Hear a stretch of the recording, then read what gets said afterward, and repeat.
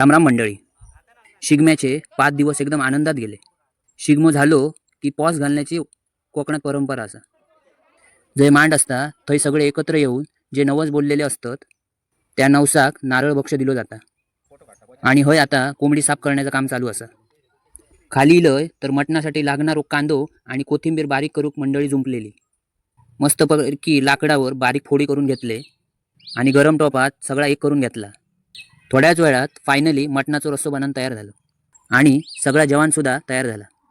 देवाक पहिली वाडी दाखयली आणि सगळी मंडळी जेवूक बसली.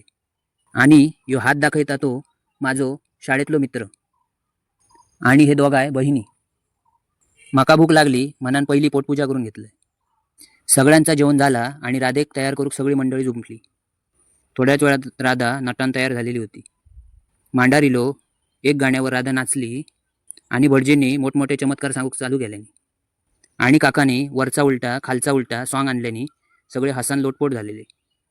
त्यानंतर पम्यान आपल्या बोटीन राधेक फिराक नेल्यान. फायनली लास्ट एक गाणं म्हटला आणि पुढे सुख करता दुःख हरता आरती केली आणि आजचो जो कार्यक्रम होतो त्याचो शेवट केलो. सगळा झाला आणि रात्रीचे 12:30 वाजलेले होते आणि माका आळस येऊक चालू झालेले होते.